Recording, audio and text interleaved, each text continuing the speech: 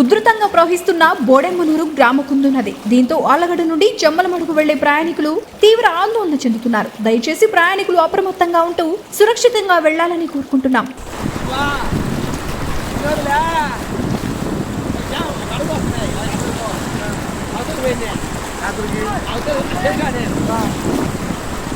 Aku